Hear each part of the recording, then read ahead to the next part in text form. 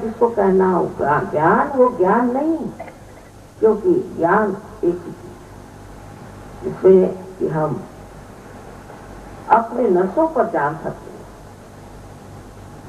अपने central nervous system पे ज्ञान को जानना है। जैसे इंसान और पशु में अंतर है कि बहुत सी बातें इंसान जानता है, पशु नहीं जानता।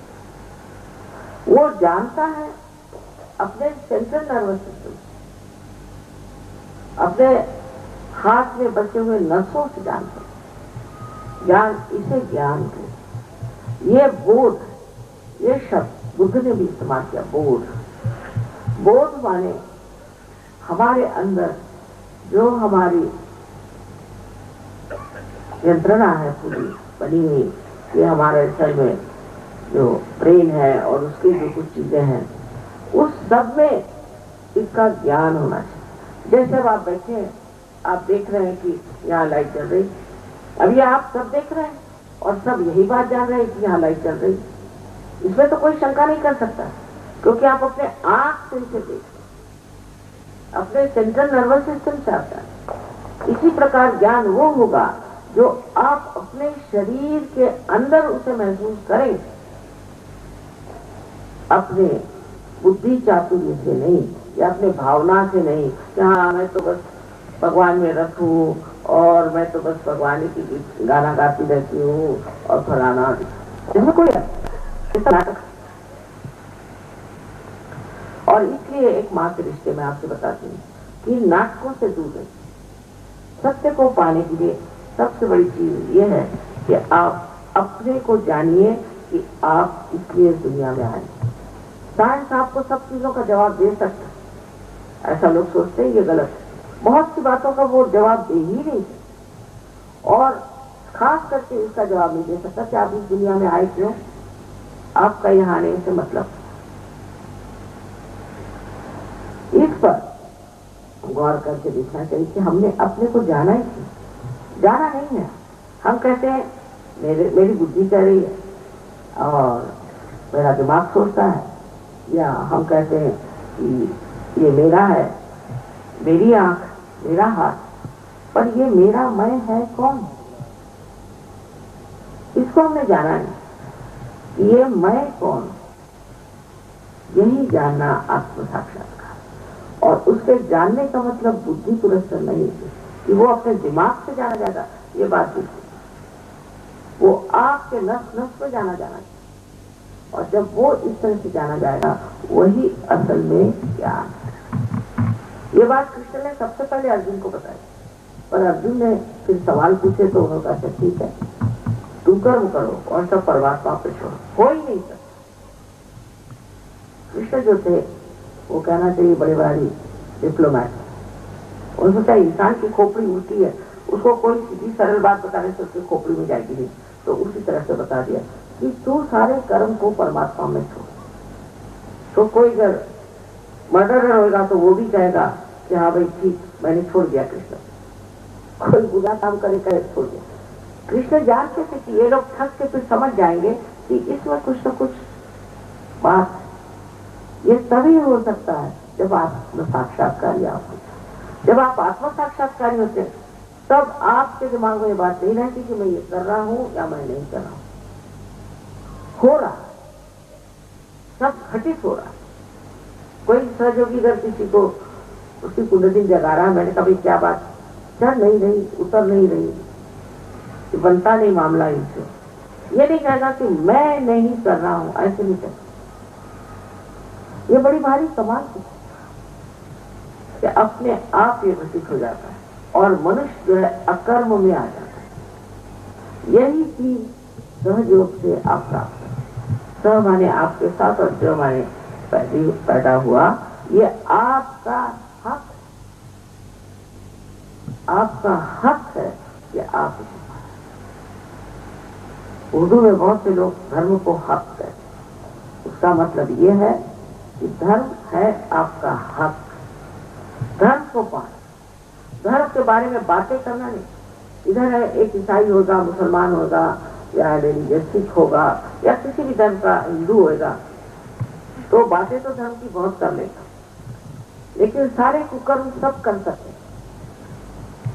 ये नहीं कि एक आदमी हिंदू है तो वो नहीं कर सकता, कि मुसलमान है तो नहीं कर सकता, सब कुकर्म कर सकते। इसका मतलब है उसमें धर्म नहीं। किसी धर्म में होने से मनुष्य धार्मिक नहीं होता।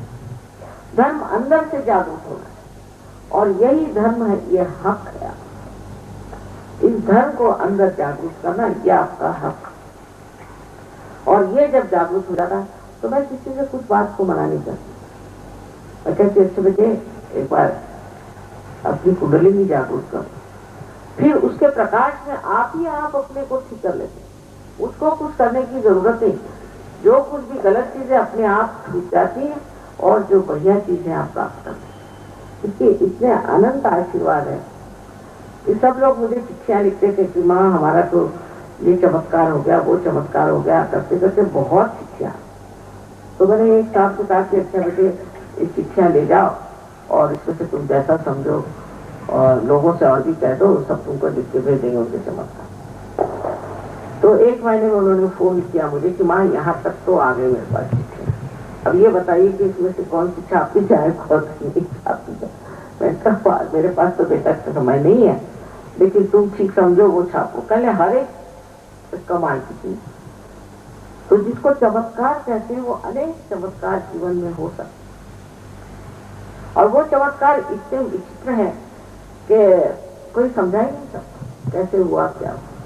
बाद में फिर ये समझ में आ जाता है कि हम परमात्मा के साम्राज्य में आ गए। और परमात्मा का साम्राज्य कोई ये हिंदुस्तान की गवर्नमेंट नहीं और न ही इंग्लैंड की गवर्नमेंट है। परमात्मा का साम्राज्य जो है वो बिल्कुल पूरी तरह से चुस्त है। बहुत कोई आप चीज को सोचे और फौरन उसका असर करे। ये कमाल की चीज है। ये परम चैतन्य का जो दरबार है वो ऐसा है कि उसकी रचना ही कुछ इस तरह से बनी है कि कोई कुछ कह दे और वो चीज घटित हो जाए। वो धीरे धीरे धीरे धीरे इस तरह से बना देते कि आप तो हैरान होते कि हम कभी सोच ही नहीं रहते ऐसे होगा। ये कहां से? ये सब चीजें मैं जो कह रही हूँ उस पर आपको विश्वास नहीं करना है, क्योंकि ये तो अंधविश्वास हो जाएगा। अंधविश्वास से आप कुछ नहीं पाते। किंतु मैं इसलिए बता रही हूँ कि आप समझ लीजिए कि जिसे आपको प्राप्त करना है वो चीज है आपकी अपनी शक्ति और आपका अधिकार कि आप परमात्मा के साम्राज्य में बैठे, उनके दरबार में बैठे, उनके आप एक सिटीजन हो जाए। और फिर आप देखिए आपके इंतजामकार बैठे हों। पर यह चीज होने के लिए ये जरूरी है कि पहले आपकी कुंडलिनी की जागृति हो। तो सत्य क्या है कि आप शरीर बुद्धि मन आदि उपाधियां नहीं, किंतु आप स्वयं शुद्ध आत्मा है। ये सत्य। अभी तक जो आप थे वो मेरा मेरा सत्य रहे, अब मैं हो जाए। उसके बाद दूसरा सत्य है कि चारों तरफ जो फैली हुई परमात्मा की शक्ति है, परम चैतन्य, वही सब जीवंत कार्य को कर, वही शक्ति। और उसी शक्ति का जब संबंध हमसे हो जाता है, जब हम उसे प्राप्त कर लेते हैं, तो वो हमारे अंदर से पूरी समय बहती है। और इसी के लिए ये जैसे इसका एक कनेक्शन है ना, ऐसा ही कनेक्शन ये कुंडलिनी जग करके उस परम चैतन्य शक्ति से करा। अब इसके आप अगर बुद्धि से उसका विश्लेषण करें और उसके ऊपर सोचे कैसे कैसे हो सकता है। माँ लोगों ने तो कहा कि कुंडलिनी का जागरण बड़ा कठिन है, फिर कोई कहते हैं कि माँ कुंडलिनी के जागरण से बड़ी गर्मी आती है, ये पर ये तो कुछ होता नहीं, अभी तक हुआ नहीं थी। अच्छा फिर ये भी कि हम सहज में देखा है कि कुंडली जागृत हो जाती है, और अगर हो जाती है तो कोई तो बात विशेष है। अगर ये जागृति हो जाती है तो कोई ना कोई विशेष बात है। और आज आप ऐसे सभा में पैदा हो, ये खास कर ऐसा बाहर का समय है जिसको मैं ब्लॉसम टाइम कहती हूँ। इस समय ऐसे लोग पैदा हुए हैं कि वे बड़े आतुर हैं परमात्मा को जाने। बहुत उत्कंठा से, बहुत लगन से चाहते हैं कि हमें सत्य प्राप्त हो, किंतु भुलावे में आ गए, क्योंकि ये कलयुग, इस कलयुग के काले अंधकार में वो खो गए। पर कुछ भी हो जाए, अगर वो साधक है तो उनका ये हक है कि वो इसे प्राप्त करें और वो उनको मिलना चाहिए। इसके लिए आप पैसा कितना देंगे? जिस पृथ्वी को पैसा दो, नहीं तो कुछ भी दो, उसको कुछ समझ में आता है कि उसको कोई अकल है क्या? उसको पैसा क्या लेगा? और इस कार्य के लिए आप मेहनत क्या करनी? जब सब चीज आपके अंदर बंधी हुई है और जब सब चीज आपकी पहले ही से तैयार है, सिर्फ जैसे कि एक समझ लीजिए ये मोमबत्ती पहले से तैयार है, अब इसके अंदर आपको दीप जलाना है तो क्या मेहनत करनी है? एक दूसरी मोमबत्ती लाके उसके पास पकड़ लीजिए, वो जल जाएगी। सीधी सीधी बात है, इसमें आपका लेना देना कुछ नहीं बनता। सबसे बड़ी बात है कि सबसे प्यार है। प्यार की बात तो कोई करता ही नहीं, एकदम शुद्ध प्यार, शुद्ध प्रेम। और ये जो शुद्ध प्रेम है ये इतना मधुर और इतना संजोग करके आपके अंदर ऐसे ऐसे करामात करके दिखाएगा कि आप खुद हैरान हो जाएगा कि ये सहज में क्या कमाल हो रहा है। इसमें कुछ बुद्धि की चेष्टा नहीं है, ये बुद्धि से परे, मन से परे एक आपकी एक अवस्था है। इसमें दो अवस्थाएं प्राप्त होती हैं। पहली अवस्था है जिसको को हम कहते हैं निर्विचार समाधि। उस दशा में, निर्विचार समाधि के दशा में आप निर्विचार हो जाते, एक विचार उठता है खत्म हो जाता है, दूसरा विचार उठता है खत्म हो जाता है। हम लोग या तो भूत में रहते हैं, भविष्य रहते हैं। भूतकाल में पिछला जो बीत गया उस पर सोचते हैं या भविष्य के बारे में सोचते हैं और उसी पे हम नाचते रहते हैं। लेकिन ये हम सोचते नहीं कि हम ये जो वर्तमान, ये समय, इसमें नहीं ठहर पाते, इस समय में नहीं ठहर पाते, वर्तमान में हम ठहर नहीं पाते। पुनर्जीवी के जागरण से ये जो आपके विचार हैं जो एक बार उठ के गिर जाते हैं और फिर उठते गिरते हैं, वो अलग अलग हो जाते हैं। और उसके बाद बीच में जो जगह है उसको विलंब कहते हैं, उसमें आपका चित्त ठहर जाता है, तब कोई विचार नहीं था, पर आप पूरी तरह से चेतित, सचेतन, चेतित है। इस तरह के निर्विचार समाधि, समाधि माने भी माने बुद्धि से होता है, समा माने जो समा गई, बुद्धि से परे है जी, पर समझ लीजिए कि बुद्धि को समझ लीजिए, तो आपकी जो चेतना है वो समान। तो पहले निर्विचार समाधि ये प्राप्त हुई और उसके बाद में निर्विचार समाधि के बाद में निर्विकल्प समाधि प्राप्त होती। बहुतों को दोनों एक साथ ही हो जाते। निर्विकल्प में कोई शंका कुशंका नहीं रह जाती। उसको जब आप इस्तेमाल करते हैं इस शक्ति को, तो आप आश्चर्य करते हैं कि आपके हाथ से कुंडली उठ रहे लोग, आप लोगों की बीमारियां ठीक करें, दूसरों के आप चक्र देख रहे हैं, क्योंकि आप सामूहिक चेतना में जागरूक हो गए। दूसरा कोई है ही नहीं, आप ही एक शरीर के अंदर प्रत्यंग हो गए, इसलिए आप महसूस कर रहे हैं, उसको जान रहे हैं कि दूसरे में क्या तकलीफ है, शिकायत है, आपके उंगलियों पर आप जान रहे हैं।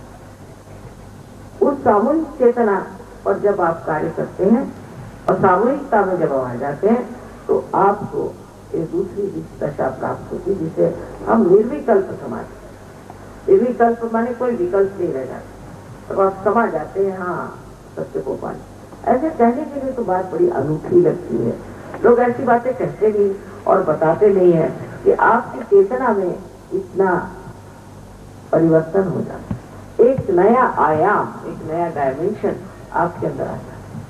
वो ये कि आप सामूहिकता में होकर के सबको जानते हैं, सबको समझते हैं, सबके चक्रों के बारे में जानते हैं।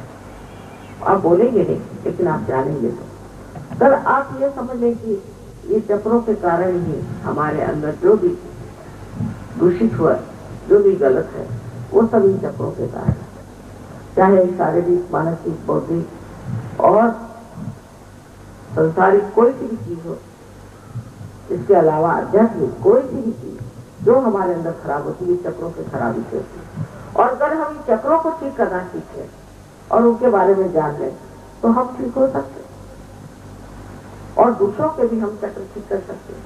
ये सब शक्तियां आपके अंदर है और सिर्फ उनको प्राप्त करना है। बस एक बात जरूर है कि आपको इस परिवर्तन के लिए अंदर से एक शुद्ध इच्छा रखनी है। बाकी इच्छाएं पूरी होती है पर तृप्ति नहीं होती। एक शुद्ध इच्छा है कि हमारा योग उस परम चैतन्य से हो जाए। ये शुद्ध इच्छा अगर आपके अंदर है तो ये कार्य हो सकता है बहुत आसान।